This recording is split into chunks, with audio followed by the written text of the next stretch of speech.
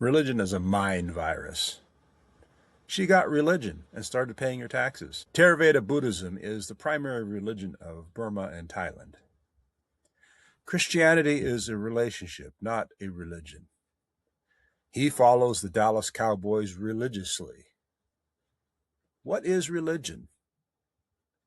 Is it a belief in God or the gods? A source of endless human conflict and repression.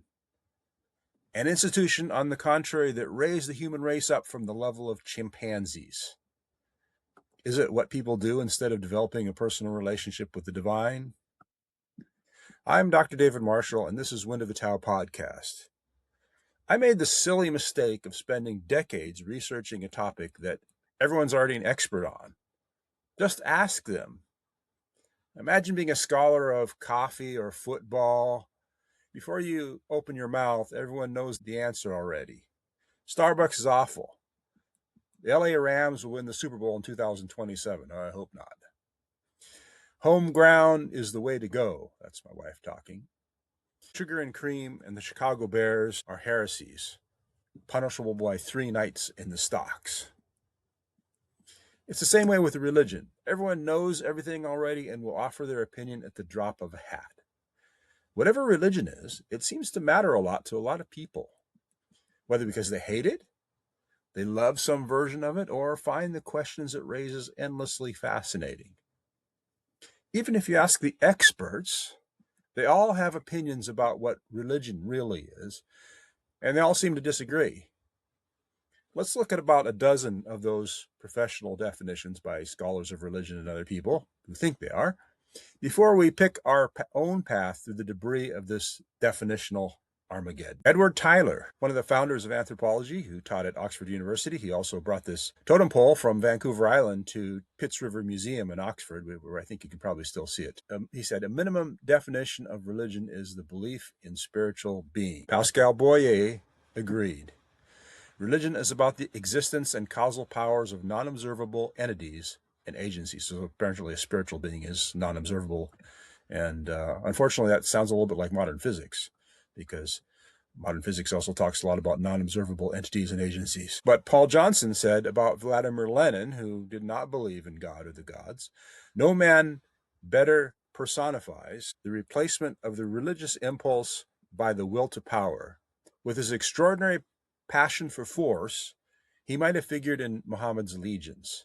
He was even closer, perhaps, to John Calvin, with his belief in organizational structure, his ability to create one, and then dominate it utterly, his Puritanism, his passionate self-righteousness, and above all, his intolerance. Well, this makes it sound like Paul Johnson has a very gloomy, negative understanding of what religion is. And Vladimir Lenin fits in there very nicely. Rodney Stark and Roger Finke.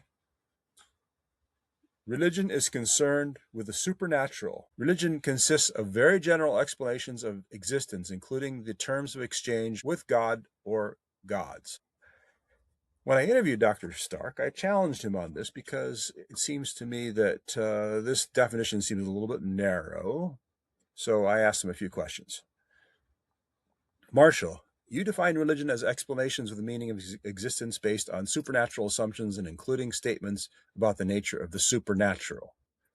Some people would define religion in what they might see as a more neutral way, as an ultimate concern, as Paul Tillich put it. We'll have Paul Tillich's opinion up in a minute. Stark, Paul Tillich didn't have a religion. Marshall, one thing I like about Tillich's definition is you have a movement like Marxism-Leninism, which a lot of people say looks like a lot like a religion in many ways. Isn't it better to have a more neutral definition that would include political ideologies like that? Stark, to the contrary, I think confusing the two greatly hinders analysis. Let me explain why. I think you can have secular movements that have some of these characteristics, like high levels of commitment, true believerism, that sort of thing. But there's an enormous difference between systems of thought that are openly predicated on the existence of the supernatural and those that are purely worldly. For example, the purely worldly ones are subject to failing all the time. The supernatural ones don't need to. Marshall, sociologically, in terms of how they operate in society, it seems there are many similarities. Stark, Well, there are similarities, but I think that the important one is, why do utopias always fail? That is to say, the non-religious ones, Marshall. It's been 150 years, and there are still some pretty radical Marxists out there. Stark. Oh, no, no, no, no, no. Start a utopian community, okay? We're going to go out there and we're going to have this commune, and we're going to do, whatever. The problem is they've got to succeed here and now in making the wonderful thing happen. And they can't. But if it isn't going to happen until the next life, then you can. So religious communes are vastly more durable. God knows whether there are any serious communists in Russia at some point, except for ignorant people. They were mostly in Western universities. I can't imagine that the intellectual elites in Russia really were communist after some point, because it wasn't working and everyone could see, Marshall. But isn't it your point when you talk about temple religions in discovering God, that the elite priests didn't really believe in it either? Stark. They may not have, and for good reason. They had God right there in the building with them, instead of in heaven where he belongs. Marshall, I'm sure Stalin didn't bear much scrutiny up close either. Stark. No, I'm sure he didn't. But I think it's very important to not confuse the two. I mean, yes, there are enormous similarities, but I think the differences are absolutely critical. The ability to sanction morals and put the payoff in another life, I think, is vastly more durable and less likely to lead us to tyranny. That is Rodney Stark's opinion. But Emil Durkheim described religion as a unified system of beliefs and practices relative to sacred things. Then he added, religion is broader than the idea of gods or spirits, and so cannot be defined exclusively in those. It is a more or less complex system of myths, dogmas, rites, and ceremonies. William James seemed to sort of agree with him. The feelings, acts, and experiences of individual men in their solitude, so far as they apprehend themselves to stand in relation to whatever they may consider the divine. Now, what is that, whatever they consider the divine?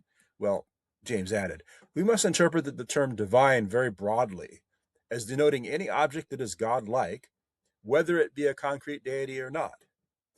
The most fervent opponents of Christian doctrine have often enough shown a temper which, psychologically considered, is indistinguishable from religious zeal. So this is very similar to Paul Johnson's observation. John Hick, my own position is more radical. It is also more comprehensive in that it takes full account of the non-theistic as well as the theistic forms of religion. Now, Hick saw the world of religions something like this. In the center, there is the sun, which originally he described as God.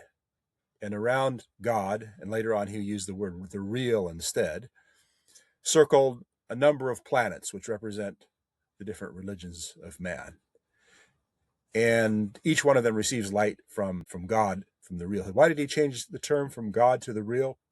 It came to evolve in a more pluralistic direction. And so he adopted this word, the real, which he thought embraced more religions than the term God would. Paul Tillich, whom I asked Dr. Stark about. Religion is the dimension of depth in all of its functions.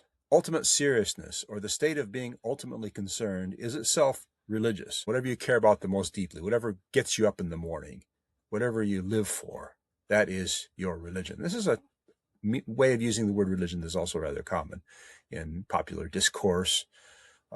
Follows the Dallas Cowboys religiously in our original example. Houston Smith, wherever religion comes to life, it displays a startling quality. It takes over. All else, while not silenced, becomes subdued and thrown in without contest into a supporting role. So again, what you really care about, what's most important to you, is your religion. Mircea Eliade and Robert Caillois. At bottom, the only helpful thing one can say of the sacred in general is that it is the opposite of the profane, anything which manifests the sacred. So here you're assuming that there's two levels of reality.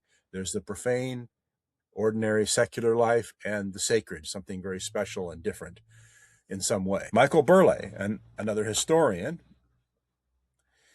by the end of the century, when God was invoked by all sides in a catastrophic world war, the strange gods of Bolshevism, fascism, and Nazism were already discernible as alternative objects of religious devotion, those political religions being the critical focus of this book. Political religions, strange gods. Some scholars would say that people like Adolf Hitler and Nazism were influenced. What complicates this distinction is that, as some scholars point out, Adolf Hitler and the Nazi movement were influenced by various strands of what even Rodney Stark would call religion. Some scholars write about the occult influence on Hitler. The Nazis were also very interested in some strands of the Christian tradition, definitely in Islam, Tibetan Buddhism, the samurai religion of the Japanese. However, other scholars would argue that Hitler maybe didn't really believe in a God in a transcendent sense at all, that his God was pantheistic and part of nature and very closely tied to survival of the fittest. Richard Dawkins, finally. The whole point of religious faith, its strength and its chief glory, is that it does not depend on rational justification. Now, Dawkins was the author of The God Delusion, an atheist and an evolutionary biologist. I wrote a book in response to Dawkins called The Truth Behind the New Atheism, which he described as a flea biting the dog that was the God delusion. Now, Dawkins' definition of religion is also tied to its purpose. Its chief glory is that it doesn't depend on rational justification, he says. And of course, I debunked that argument in The Truth Behind the New Atheism. The word glory here is used in a sarcastic sense. Dawkins obviously despises the fact that religion supposedly does not appeal to reason and evidence, and he thinks that's the chief difference between science and religion. So he's kind of operating in a two-level reality as well. Okay, how do we bring it all together? The sociologist Peter Berger described two kinds of definitions of religion. Some of them are functional. In other words, they focus on the purpose which religion serves, either in the mind of the individual or in society, as what he calls a kind of sacred canopy over society. The foundation, to use a different metaphor, the foundation of society is some sort of ultimate belief. So religion can serve that purpose, as Durkheim understood. Religion can serve that purpose for the collective, and it can also serve that purpose for the individual, as William James understood it. On the other hand, religion can also be defined substantively, according to the content of belief, the God or the gods, the Tao, the Buddha, Rama. So, does this mug of water qualify for your definition of religion? Or maybe your cat? A crocodile? One can say that anything can be a religion in two senses, one of them rather trivial and the other one a little bit more important. First of all, it's a free country. You can use any sound to represent any object you like. Like J.R.R. Tolkien, you too are free to invent a private language. More substantially, if we go by Paul Tillich and others who use functional definitions of religion, whatever you put on your highest altar is your religion. It is your ultimate concern. While substantive definitions are more popular in ordinary discourse, and I am disagreeing with Rodney Stark, who was always kind to me, defining religion by the substance or content of belief is, I think, problematic in two ways. First, religion is often used to distinguish between two kinds of people or two sorts of belief, as Dawkins obviously did. It's often pejorative, as several of these scholars use it. But there is no neat division between human beings and how we access and understand the world. And by the way, Dr. Stark, some religions can be very, very oppressive as well. Are religious people gullible? Yes. So are atheists. Do you want 1,000 examples or 1,000,000? Do religious people worship authority? Sure. And have you seen how dialectical materialists treated Stalin and Mao and Pol Pot and Kim Il-sung, and how objectivists treat Ayn Rand? Are religious claims not scientific? Most are not, but neither are most claims in general, because science is a very limited epistemology. So the insults of the new atheists simply describe how human minds often work, their own emphatically included. Second, are the gods of a polytheistic religion really outside our world? Do they really transcend nature? The Marvel Universe includes gods like Tony Stark and Thor. Technological and divine powers blend seamlessly in that world and in much of science fiction going back many ages. In China, my students recommended a book called Wandering Earth, which I really enjoyed. And one of the stories of Wandering Earth, by the author of The Three-Body Problem, there is a story about human beings attempting a very difficult physics experiment. And just before human beings are about to attempt this very difficult physics experiment, an alien arrives from an advanced planet and puts a halt to it. He pulls the rug out from underneath the experiment. He explains that if this experiment were to go for the fabric of space and time would rip apart, spreading out at the speed of light until it would envelop the entire galaxy, if not the entire universe. So, as is commonly said, advanced technology is indistinguishable from magic. What is sacred and what is profane, anyway? William James is right. We can interpret these terms very broadly. As the Bible puts it, the earth is the Lord's and the fullness thereof. If that's true, then every object in this world and in every other world is sacred in the sense that God created it. This is the difference between miracles and magic. Miracles point to an outside agent. They reveal the work of the creator of nature and therefore follow rules analogous to natural law, as you see in the Gospels. Magic has no necessary moral component any more than technology, which is why you see in apocryphal stories about Jesus. Do gods exist? Do aliens? These are empirical questions, but that doesn't mean they're falsifiable. You can travel the solar system and the known universe as much as the speed of light will allow you to, and look under every single rock and not find a god or an alien, and you still can't say that these things don't exist. But if you meet one, if you meet the goddess Athena or Kali or whatever, then maybe you can say that I have reason to believe that this being exists. So these kinds of questions can be verifiable, but they're not necessarily falsifiable. In addition, Bob Dylan said, it might be the devil or it might be the Lord, but you got to serve somebody. So I prefer to use Tillich's expansive definition, which puts humans in a single category and begs no questions between them. We all serve somebody. We all have a religion in the sense of an ultimate concern. In another sense, though, atheists are more in agreement with the practitioners of voodoo than either is with Christians. Polytheists tend to see the gods as powerful Marvel comic characters who nonetheless are subject to forces, are locally present, and contingent for their existence on something that is prior to them, however vaguely understood. Call them powerful aliens, the Matrix, in which Buddhist magic is explained scientifically. And you still just have one level of reality.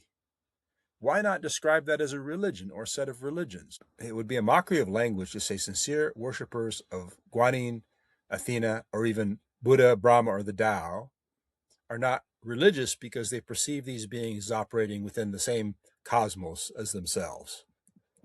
So, what is religion? I prefer to think of it as your ultimate concern. In any case, we shouldn't use religion as a stick with which to beat our opponents, as if they were some completely different sort of being as ourselves. And also, we should make it clear what we mean by the word and avoid equivocation and confusion. This is David Marshall at Wind of the Tao Podcast. Thanks for listening.